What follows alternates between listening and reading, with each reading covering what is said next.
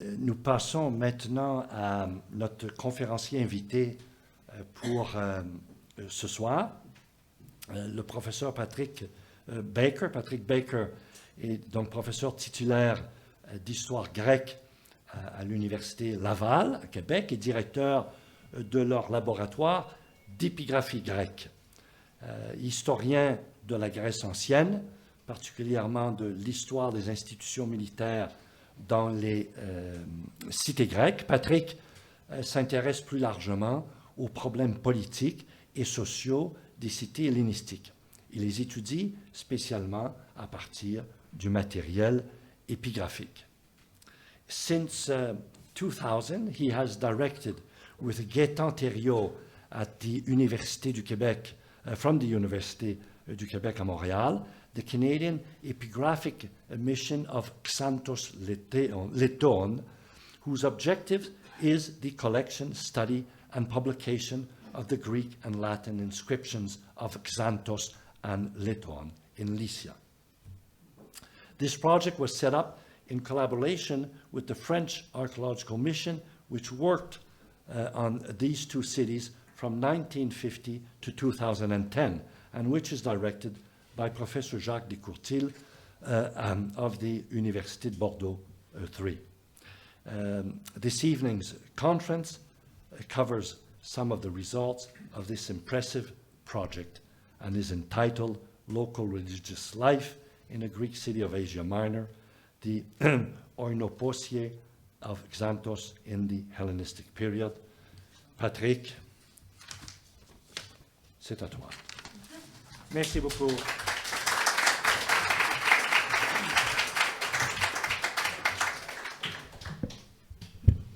J'ai un peu moins d'altitude que Jacques.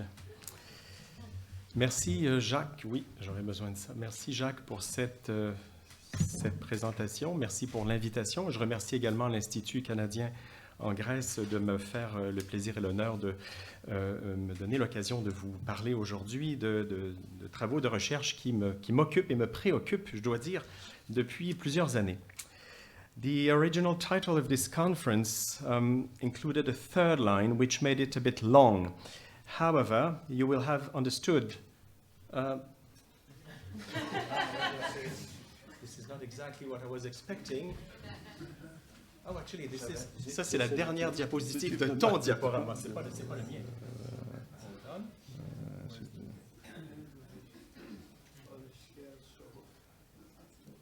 Voilà. Tout va très bien.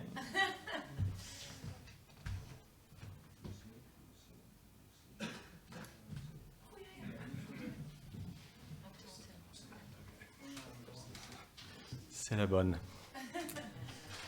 So the original title included a third line, which made it a bit long. So, however, you will have understood from the summary that I will first talk about the work Xanthos-Létôon and myself have been doing for nearly 25 years now, before presenting further on one specific dossier.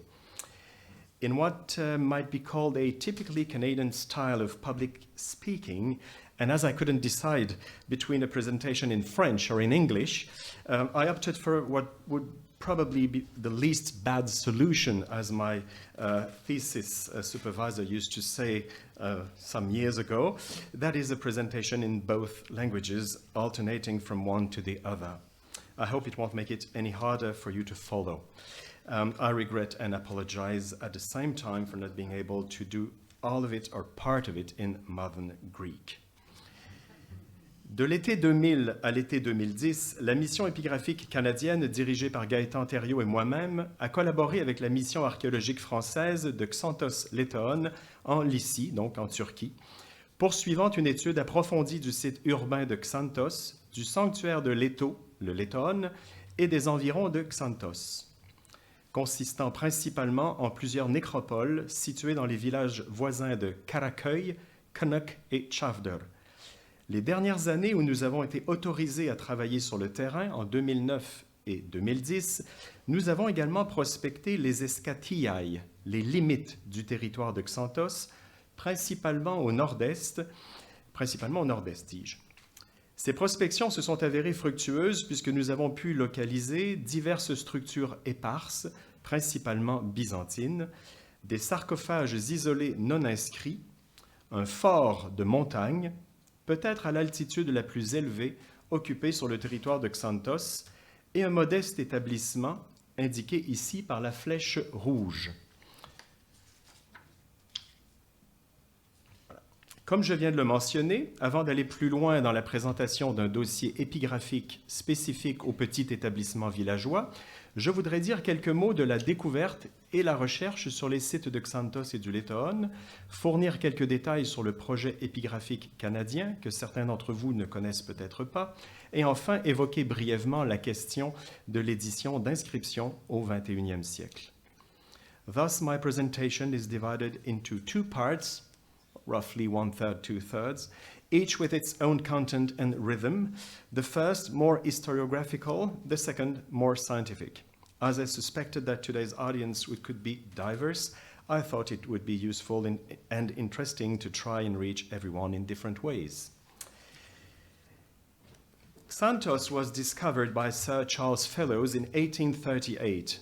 Fellows' several visits to the site itself and others in Lycie between 1840 and 1843 made this once forgotten city known to the Western world. Interesting vestiges were brought back to London, where they remain today in the British Museum in the Lycian rooms, where perhaps the most famous of them are the Nereid monument and the sarcophagus of Payava. Though some inscriptions were copied or brought to England, actually 4 pieces, 3 kept in the British Museum and 1 in the Garstang Museum of Archaeology in Liverpool, it was only at the end of the 19th century that researchers turned specifically to Xanthos' written material. I like the music, actually.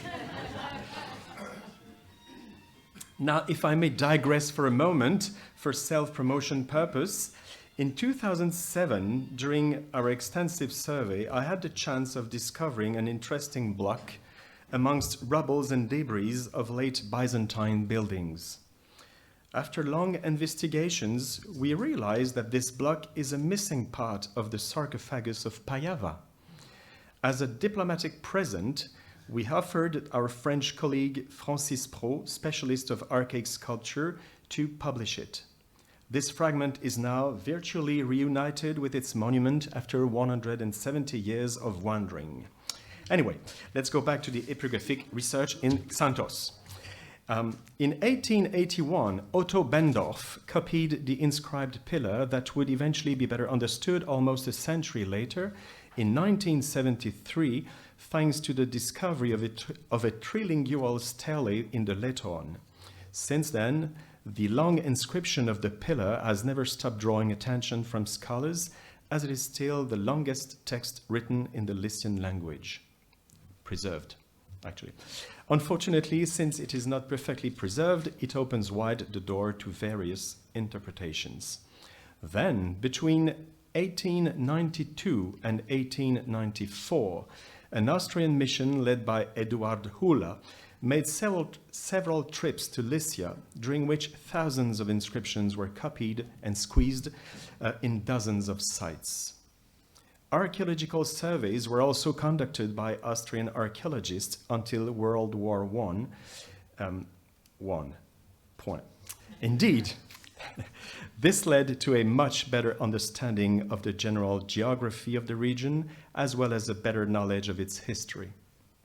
In 1920, from the notes and squeezes taken during all field campaigns at the end of the 19th century, which in the case of Xanthos and Létôon also extended to the sectors surrounding the site, Ernst Kalinka published some 140 texts in a series under the auspices of the Vienna Academy of Letters entitled Tituli Asiae Minoris.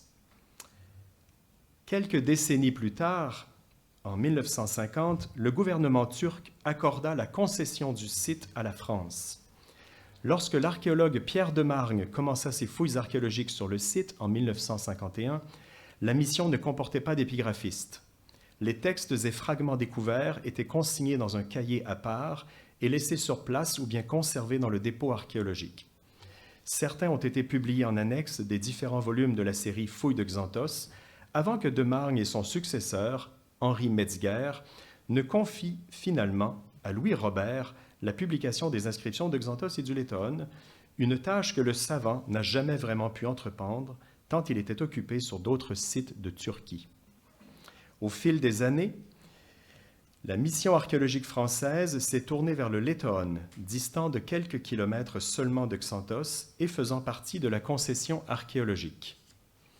Malgré cette nouvelle orientation de recherche, quelques secteurs étaient encore fouillés à Xanthos dans les années 1970 par Jean-Pierre Sodini. Il s'agissait principalement des édifices religieux byzantins, notamment la cathédrale, où plusieurs textes ont été retrouvés car ils avaient été réutilisés comme matériaux de construction. En 1978, la direction de la mission passait à Christian Leroy, qui poursuivit activement la fouille du Létôon. André Balland se chargea pour sa part de la lourde tâche d'étudier les inscriptions de l'époque impériale trouvées dans le sanctuaire. Over the years, the essential texts, both from Xanthos and Létôon, were published individually, a little more than half a dozen, whereas others were only mentioned. Though inscriptions discovered in digs were so published, at the Létôon many fragments and incomplete inscriptions remained unpublished. In the 70s, André Balland focused one season on researching the Xanthos text recorded in Pierre de Mang's epigraphic notebook, but many stones remained unfound, including several that may have been taken to the Archaeological Museum in Antalya.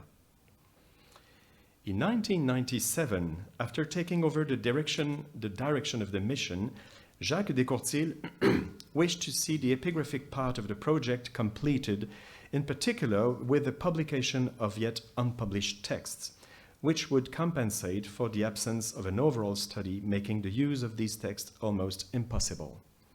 I, in turn, accepted Descourtils' invitation to join the team for several days during the summer 2000 season. The objective was to establish an epigraphic survey program of the whole complex, city, sanctuary, and surrounding areas, and to prepare funding applications in Quebec and Canada. Conducted in collaboration with the French Archaeological Mission, the main aim of the Canadian Epigraphic Mission of Xanthos-Létôon, this is an unpronounceable acronym, is to publish the Greek and Latin inscriptions belonging to the city of Xanthos, found in its urban center, its sanctuary, the Létôon, and on the territory, which, as you can imagine, is a long-term undertaking. Over a decade, most of our activity was concentrated on the urban center, where careful survey led to the discovery of 372 new texts and the rediscovery of 67 out of the 140 texts published by Ernst Kalinka. These were to be found in town as well as in its immediate surroundings in the various necropolis, which we also surveyed as thoroughly as possible. Here is again the aerial view locating the necropolis. Comme vous pouvez le deviner, la campagne environnante a énormément changé depuis la découverte du site et même les premières décennies de la mission française. Dans les faits, elle a commencé à se couvrir de serres à tomates, greenhouses, ce sont tous les petits rectangles gris, vers la fin des années 90, avec pour résultat aujourd'hui qu'il est à peu près impossible de circuler dans ce qui était des champs auparavant. Il n'a donc pas été possible de retrouver plusieurs dizaines de tombes et de sarcophages qui avaient été localisés par les Autrichiens. Quant à la nécropole de Karaköy, elle a simplement été rasée pour être réutilisée en guise de matériaux de construction dans la construction du village moderne du même nom. Le naufrage des antiquités. Along the years, we also managed to spare enough days to survey certain spots on the territory. This allowed us to document some already known structures disseminated on the territory of Xanthos, hoping, in vain to be honest, to find some more inscriptions. Mainly the Hellenistic fortress of Pydna, or Kidna, the two spellings are documented. A fort, so this is again Pydna, a fort locally called Buxes, a Hellenistic tower, and the so-called Long Wall. So we have some images. It's not obvious to to sit. It's a wall that blocks half of the valley. Here again, not very visible on this slide. There should be a white line appearing. Yeah.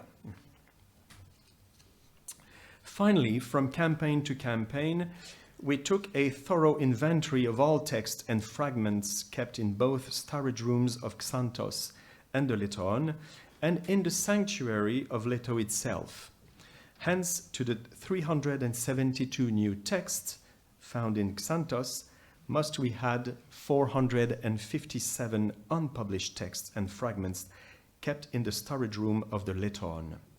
These added to the already published texts both from Xanthos and the Létôon, the total amounts to above 8,000 texts. Depuis 2000, Gaëtan Thériault et moi-même travaillons activement à l'édition des inscriptions grecques et latines. Assez tôt dans le projet, nous avons lancé un site internet bilingue offrant, outre des informations générales sur le site et la recherche, des photos haute définition de toutes les inscriptions déjà publiées.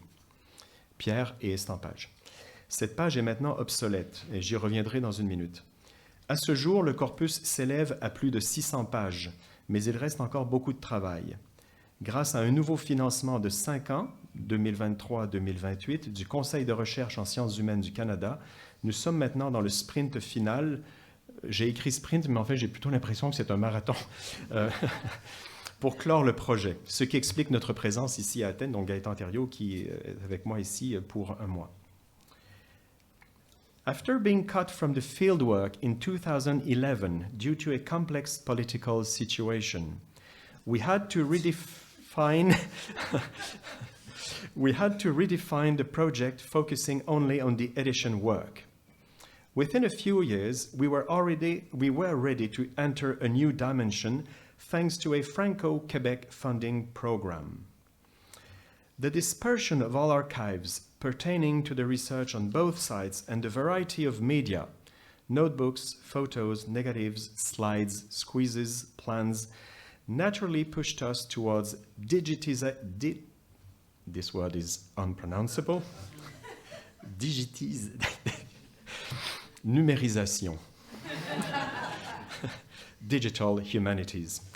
In collaboration with colleagues from Bordeaux, the ArcSant project was born. Comme c'est un peu la loi du genre avec ce type de financement de nos jours, ce projet poursuivait de grands objectifs d'ensemble. La concentration et la conservation virtuelle de toutes les archives disponibles depuis les premières découvertes, naturellement la poursuite de la recherche favorisée par cette meilleure accessibilité du matériel, et enfin la diffusion tant des données de base que des résultats de nos recherches auprès de publics variés, allant du grand public jusqu'au public savant, à la communauté savante. Pour ce projet quadriennal, archéologues et épigraphistes ont travaillé chacun de leur côté à rassembler toute la documentation.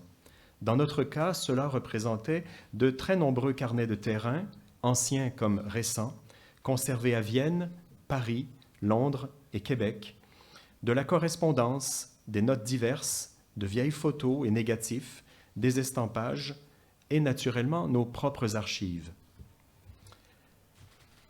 Profitant du prêt généreux d'équipements de qualité industrielle, nous avons numérisé en 3D l'entière collection des estampages français et canadiens. Les estampages conservés à Vienne, malheureusement en très mauvais état, ont été numérisés sur place par photogrammétrie. Les résultats, en plus d'être impressionnants, assurent à la collection une conservation pérenne et une grande facilité d'utilisation et de partage à des fins de recherche comme d'enseignement. Ultimement, tout ce matériel sera disponible en accès libre dans la version en ligne du corpus, une version toujours en développement, est prévue pour paraître en concomitance avec la version imprimée. Ceci explique et excuse, je l'espère, que nous ayons renoncé à maintenir à jour l'autre site Internet. It's now time to go back to the small settlement I mentioned in my preamble, where a dozen inscriptions were to be found. It is located near the modern village of Aklar. The archaeological site itself is often referred to by the name of Asarcık on Turkish maps, which means small ruin. In fact, one must admit that the remains are in a rather mediocre state of preservation, But luckily enough, epigraphy saved the day, and this is why I'm here today. As it were, survey work on the site of Aklar led to the discovery of two similar inscriptions. The stones are inscribed on 3 faces each for a total of almost 180 lines, where the list of contributors to an annual religious celebration can be read in a fairly regular pattern. Drawing on some Lycian parallels, notably from Phelos, these lists make it possible to address a number of questions regarding the status of the village on the territory of Xanthos, local cultic celebrations far from the urban center of a city, and so on. The long-term work on this not easy-to-read inscription has led to some unpublished talks, one preliminary publication in 2019, and finally a full publication that appeared in the very last volume of Chiron just before last Christmas. These are 2 quadrangular blocks which at the time of their discovery laid half buried on the ground at the foot of the hill in the area circled on this photo. Each block is inscribed on 3 sides and broken on top and bottom. At first, we thought they were 2 segments of a single pillar, as there are many examples in Lycia and elsewhere, but analysis of the measurements showed that they were 2 separate blocks, probably exposed side by side. Like other similar monuments, the blocks must have been built against a wall or a rock face of some kind. In 1997, Michael Wörle published an inscription from Dereköy at the very beginning of the Xanthos Valley to the north, similar in shape and in content. Oh, it's not exactly what I was supposed to show you. Hold on. If you excuse me. I'm just behind of one slide. My apology. You should have told me. Where am I? That's the one, Dereköy. Deciphering was no easy task, as the stones are so worn in some places.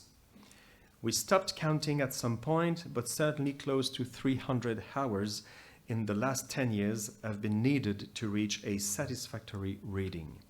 But even so, some passages remain irremediably incomplete in the final edition. Here is a general overview of the 6 faces at the top half of the screen, with a translation at the bottom half. I know it's very small, but this is only intended to provide you with an impressionist view of the whole. We're not going to read the whole text thoroughly and not work on, grammar analysis or whatever tonight. There's a cocktail afterward, Chaque entrée est séparée de la suivante par une ligne horizontale. Comme vous pouvez le constater, les entrées sont de longueur variable. Le nom de la fête religieuse reste implicite tout au long du texte. Un seul passage corrompu la mentionne, peut-être avec le terme assez vague de eorte, ici au pluriel, donc eortas. Chaque entrée est datée par une prêtrise, avec la formule très commune epihiereos plus un nom au génitif, donc sous un tel prêtre, l'année d'un tel prêtre, suivi de la mention du magistrat principal de la communauté, le demarchos, présenté selon 2 formulations. Now I'm checking all the time. I'm going to start to be anxious. Présenté selon 2 formulations similaires, étant demarchos, un tel, fils d'un tel. Cette formule présente 2 exceptions notables sur les faces A et C, où l'aoriste a été utilisé. Herbigesis, fils d'Hermaios, qui a été Demarchos, et puis Herbigesis, fils d'Herbigesis, petit-fils d'Hermaios, qui a été Demarchos. Il est difficile de déterminer les circonstances et les raisons pour lesquelles ces entrées ont été présentées différemment. Peut-être, comme cela arrivait parfois dans les cités à l'époque hellénistique, qu'il n'y avait pas de magistrat en fonction ces années-là, et qu'un ancien démarchos, généreux, s'est porté volontaire pour s'assurer que sa communauté aurait encore la capacité de célébrer. Une entrée mentionne également 2 trésoriers, tamiai, en fonction au même moment. À 3 reprises, le texte désigne la petite communauté comme une comé, et une fois, il nomme ses habitants cometai. mais le village reste anonyme puisque son nom n'est jamais mentionné. Contributions are mainly in kind, as the various contributors principally promised oinoposiai.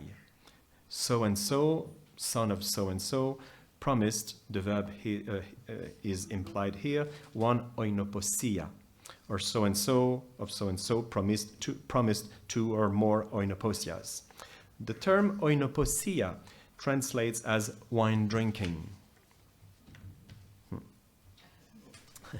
Sometimes unspecified castrated victims were offered, tomiai, and in certain cases specific victims, mostly a bull, tauros, but also rams, krios, and pigs, delphax. 4 times a contributor announces the offering to the community of a pantoinia, twice spelled pantunia, a little attested term designating a feast, un festin ou un banquet en français. These occasional offerings of a sumptuous meal did not designate the celebration in what it was in reality or in totality, because the offering of a pantoinia is never enough to organize the entire celebration. It's like just a bonus.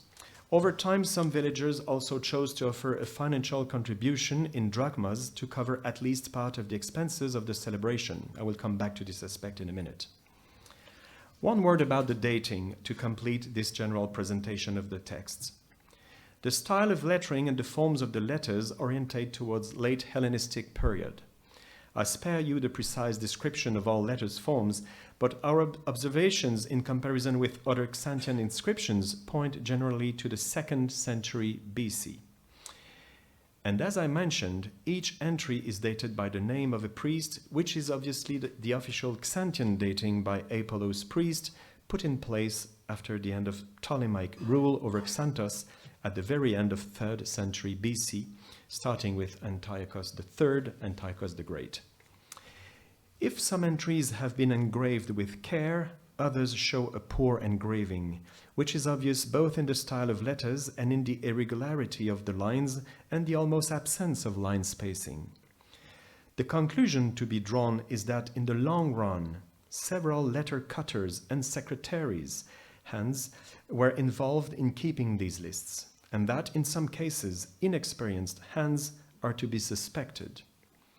On phase B, for example, it is clear that the 5 preserved entries have been cut by at least 3 different letter cutters, the third one being obviously less experienced than the other 2. These are the signs of a practice certainly framed by civic institutions, mention of the eponymous priest and the demarchos in office, but subject to variable local circumstances. One can imagine that the engraving was sometimes carried out by a local volunteer, sometimes by a more qualified worker from the city. Likewise, as we will see, the holding and splendor of the celebrations seem to rely solely on generosity of donors, making it pretty variable over the years. However, prosopographical links also allow us to think about the dating of the lists. 3 contributors can be identified with namesakes or relatives mentioned in the 2 lists of subscribers who contributed to the repair work on the temples of the sanctuary of Létôon and to the gilding of cult statues. These 2, la dorure. These 2 texts have been dated by their editors Jean Bousquet and Philippe Gautier to around 150 BC, or shortly thereafter. En B11, dans le texte d'Aclar, Hermacartadis, fils de Hermacartadis, généreux donateur de 50 drachmes d'argent, peut bien être relié à Euphranor Hermacartadios, donc fils d'Hermacartadis, qui aurait été son frère. Hermacartadis est un nom très rare, connu seulement en Lycie, et les 3 ici sont en fait 3 des 6 cas connus, ce qui rend le rapprochement très probable. En D3, Epenenis Epenenios est Démarchos, et en tant que tel, il apporte la généreuse contribution d'une pantoinia. Nous le retrouvons en F27 avec la même contribution. Il faut sans doute le rattacher à un homonyme apparaissant 2 fois dans les 2 listes du Létôon. Le nom Epénénis est lui aussi très rare et n'est dans les faits attesté qu'à Xanthos. En plus de ces deux, le père et le fils, les listes du Létôon en fournissent un autre, père d'Hermocratès, auquel s'ajoutent deux autres, probablement apparentés, sur une dédicace de statue hellénistique, donc inédite, mentionnant d'autres membres de la famille. Avec prudence, on peut tenter de reconstituer au moins une partie du stéma de cette famille xanthienne du IIe siècle avant Jésus-Christ. En troisième lieu, le cas de Mausolos Léonidou, donc Mausolos, fils de Léonidès, et du prêtre Mausolos est tout aussi intéressant. Les listes du Létôon présentent d'abord un Mausolos Mausolou, puis Mausolos Mausolou tu Mausolou, kai hyper ton tu adelphu teknon Léonidou, kai Mausolou, kai lalas ton Léonidou. Je prononce le grec, pas à la grecque, excusez-moi.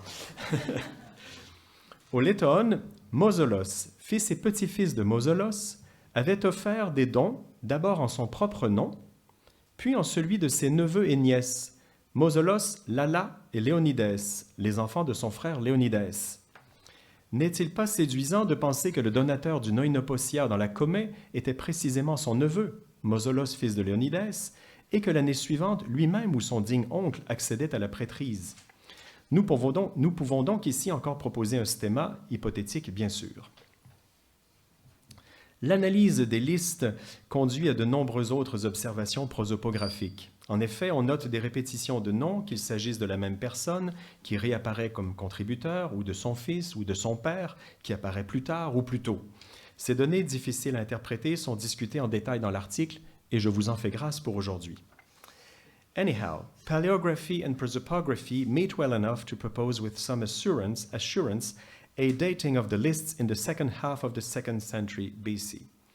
The six faces as a whole do not cover a long period, at most a few decades or around a third of a century, since the six faces have preserved a maximum of 29 complete or partial entries. The prosopographical comments naturally invite us to take an interest in the rich onomastics of these lists. Overall, the science of names. Overall, we could read 172 complete or surely restored names, idionyms, patronyms, and paponyms combined, to which are added 24 incomplete, uncertain, or impossible to restore names, and 6 restored names not without a part of doubt, which brings the total to 202 names, bearing in mind that some individuals appear more than once, while several contributors or magistrates are of the same name. Given the difficulties involved in reading the lists and the uncertainties that remain here and there as to the identification of individuals, it is not possible to establish with any certainty the absolute number of people on the list. By trying to recognize the people whose names recur and counting the gaps where a name obviously appeared, the visible but not necessarily legible portion of the lists must have contained the names of about 167 distinct individuals. And this is a good example.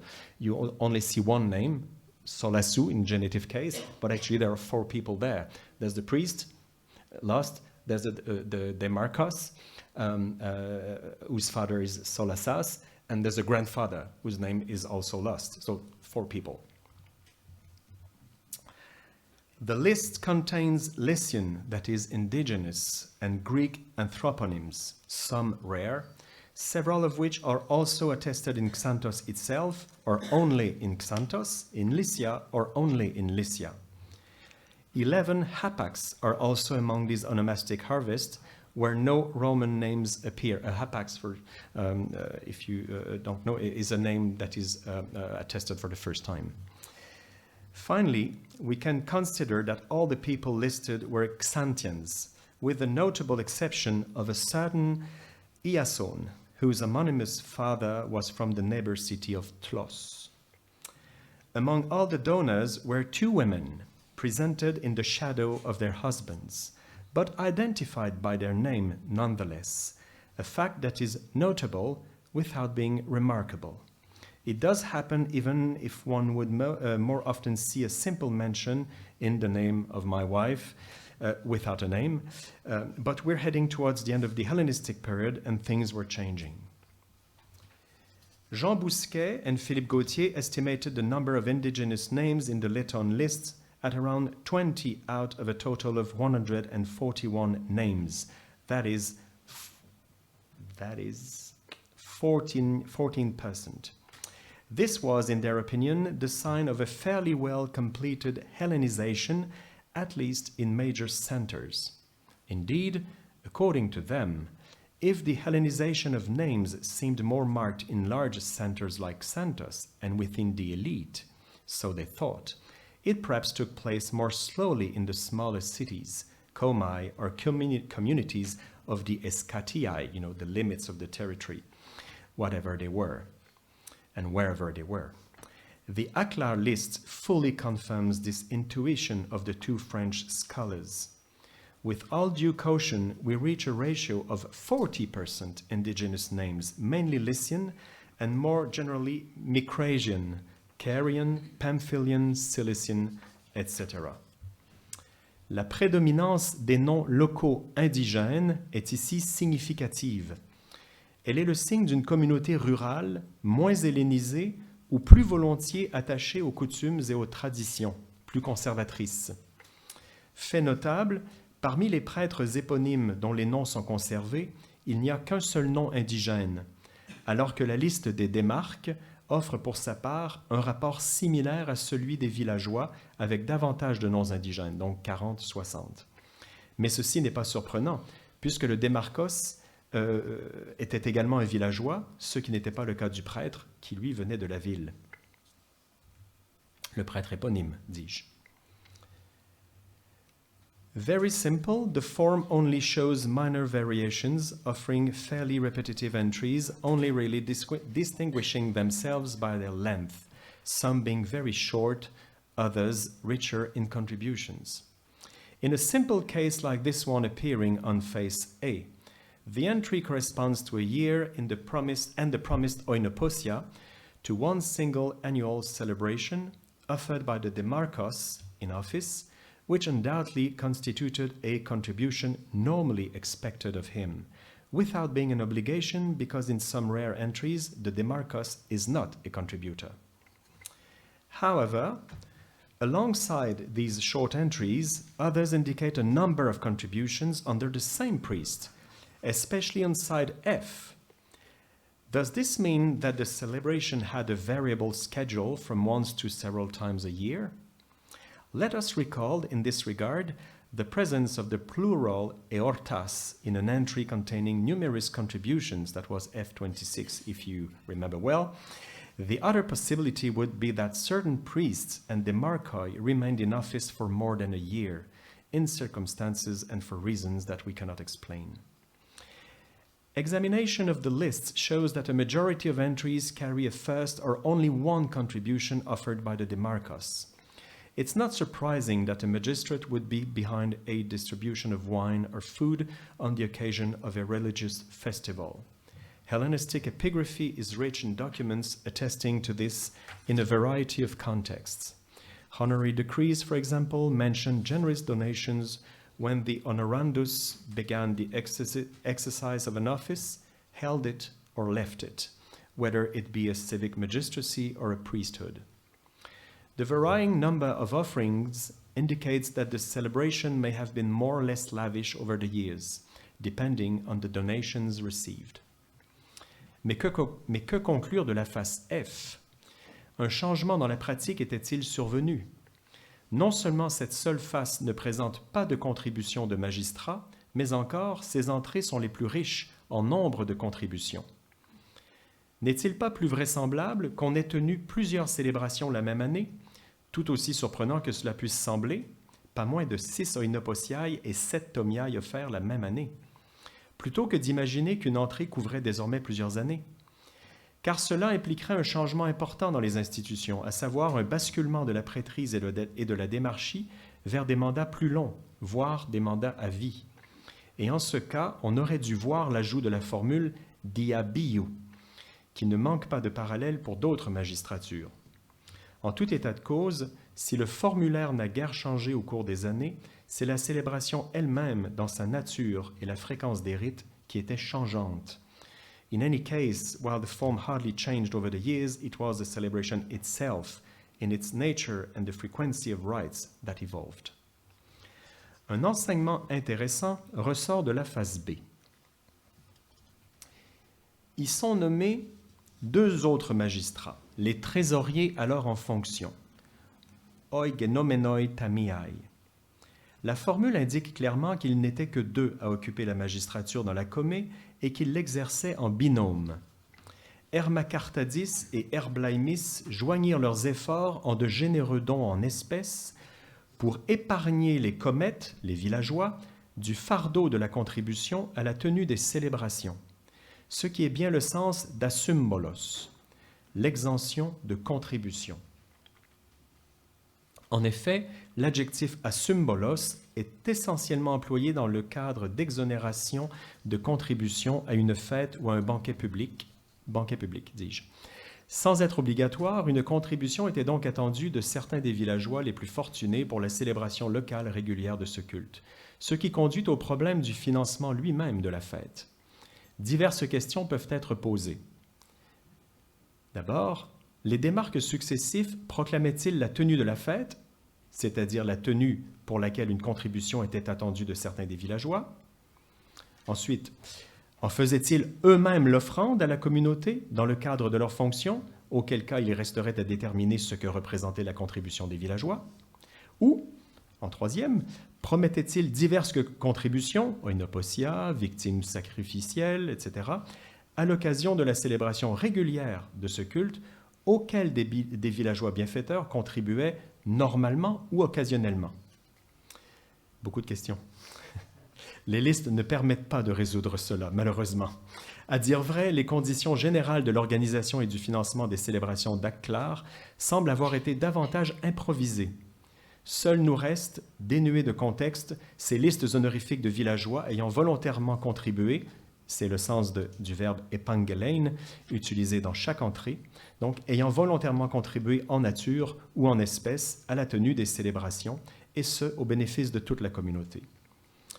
Prise dans son ensemble, cette entrée offre une information des plus précieuses. En effet, cette année-là, encadré en rouge sur le tableau, Antheas, le démarque, offrit un taureau, une oinoposiai et encore 75 drachmes, ce qui s'ajoutait à la contribution des trésoriers.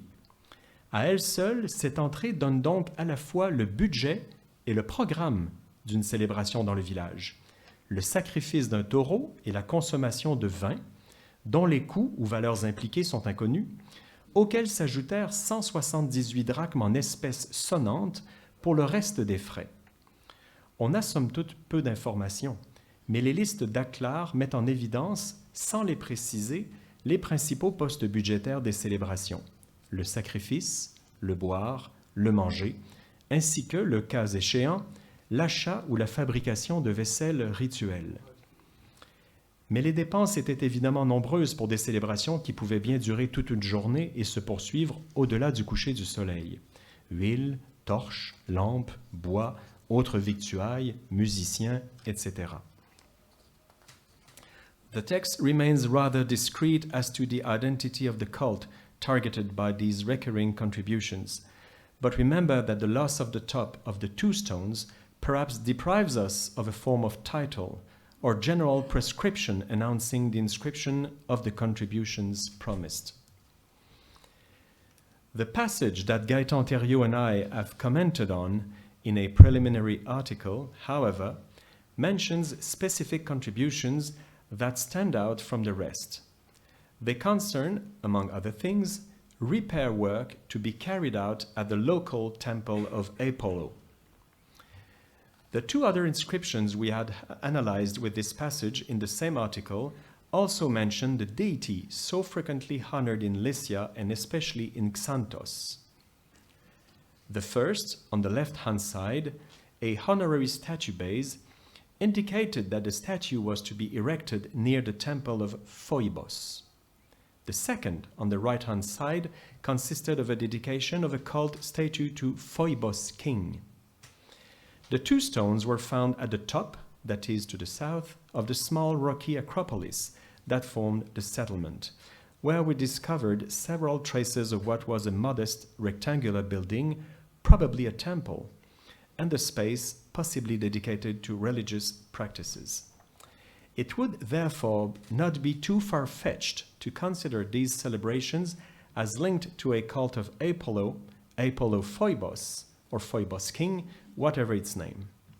It should be remembered, however, that the two statue bases date from the imperial period, while the lists predate them by several centuries. The remains of the structures have not yet been dated. In any case, the feast celebrated periodically in the small sanctuary of the village aroused the pride of the villagers and represented an important moment of gathering during the year, as well as an occasion for the local magistrate, often accompanied by a few generous villagers, to loosen his purse strings and offer drink and, after the sacrifice, food. These lists give us an insight into village worship in Lycia and leave us in no doubt as to the importance of these cults in the life of these very small communities. On this incomplete sketch plan, you may read pilier funéraire. Funerary pillar. Pillars normally belong to a much earlier time, archaic or classical period. But the poor quality workmanship of this one encourages us to date it probably to the early mid-Hellenistic time as a kind of reproduction. This could have been the funerary monument of a local dynast or despot who succeeded in imposing his rule over the small community. A careful examination of the pillar was the occasion to find another piece of text, obviously linked to the list I have presented tonight. Unfortunately, apart from this little spot, the four faces of the pillar are in a very poor state of preservation. But we do see there a sign that the oinoposiai celebrations of this village, illustrated by the two other stones, belonged to a tradition that might have covered a very long period in the local history of this Greek community in Asia Minor. Thank you.